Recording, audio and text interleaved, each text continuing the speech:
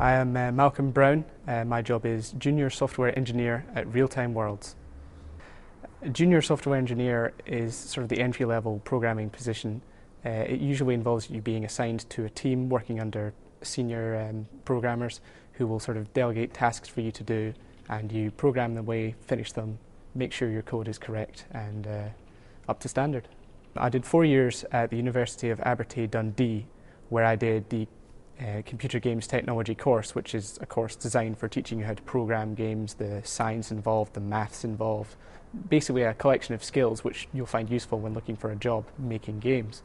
So I graduated from that, and they do a local competition called Dare to be Digital, which runs over summer, and basically teams of university students, either postgraduate or current students, get together in teams of 5 from universities all over the world. The basic premise was to create a prototype, a demo, even a sort of working concept of a game with just the bare minimum of stuff to get your idea across.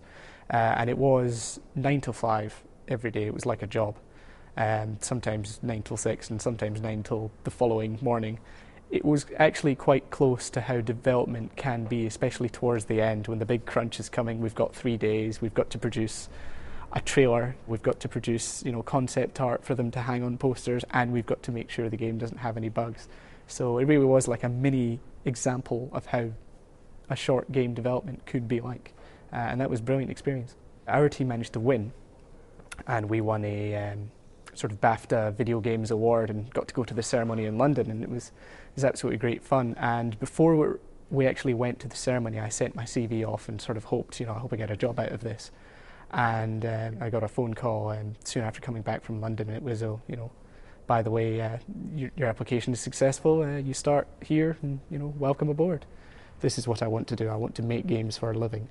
I have a sort of passion for it, I enjoy doing it, and now I'm here doing it. It was quite a shock to sort of arrive and, these are the things that are expected of you, and it was like, oh, I've never seen this in my life, I don't know what this is, and we were never taught this in university, and quite a lot of people sort of realise that, and I think it's kind of, the university course was enough, but there's always so much more you can learn, and you arrive here, and it's good to have the seniors pass down their experience so that the juniors can learn from it, and I think that a lot of that goes on here.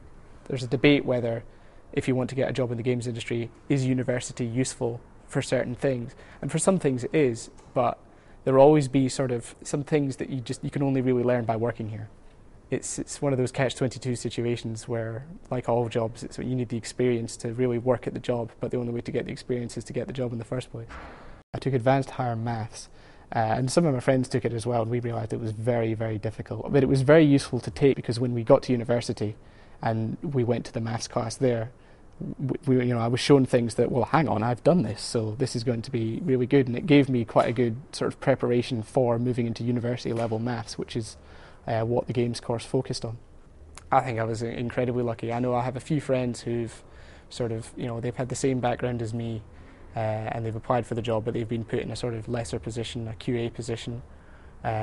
I know there's a few lucky people who maybe didn't do as well as university, but took a lucky job, and they're now, like a sort of senior producer for some prestigious company, and I've met them, and they get like jetted around to all these game conventions, and they get to meet all the sort of the big names of the industry, and it's like, I remember you never turned up for maths class. So skill is some of it, luck of the draw is another. You need to know what is a good opportunity, and you need to know to take a job opportunity as soon as it comes up, because there are a lot of people who want a job in the games industry, a lot of students, and you need to make sure that your skills are up to scratch and you take that job as soon as you can.